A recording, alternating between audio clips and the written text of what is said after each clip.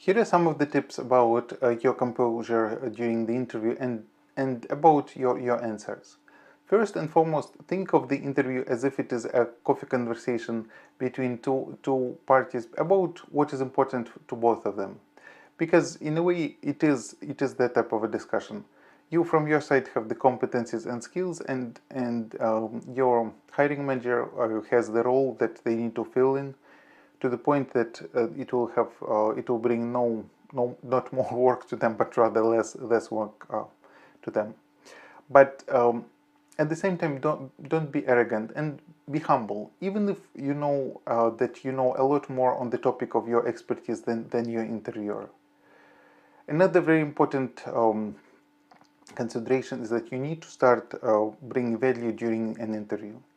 This is how, for example, consulting companies are doing it. Great consulting companies bring value before the formal start of the engagement. So find a way how you can do it within the construct of the interview and within its boundaries.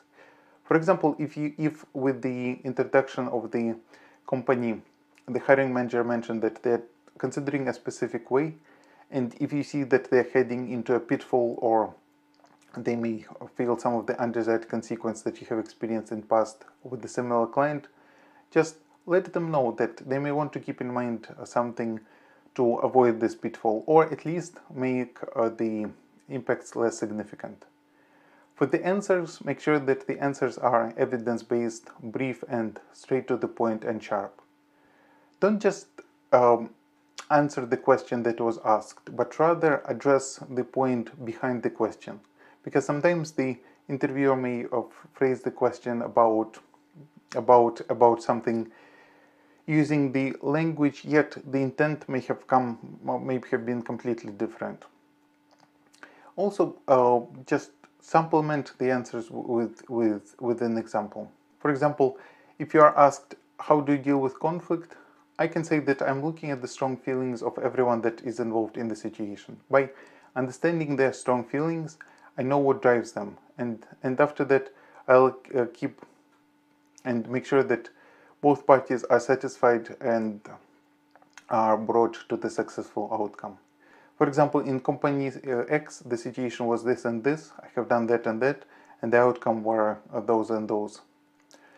Also be relaxed and insightful. So you can be very, very energetic and enthusiastic, yet you can be composed and calm and more relaxed if you as portraying more seasonality. So don't get extremely excitable. Show your emotions a little bit, but don't show too many of them, because then the great hiring manager and great recruiters can see through your emotions and can detect through them some of the things where you may not have had sufficient experience in some of the areas, or something that may detriment you as the candidate.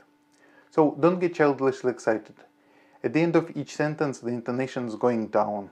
Don't have the sentence of where the intonation is going up, because then you sound very unprofessional. Know your worth and present it and position it in the context and based on the needs of your client. Then you will become the top candidate in their eyes specifically, and in the context of what they are looking for.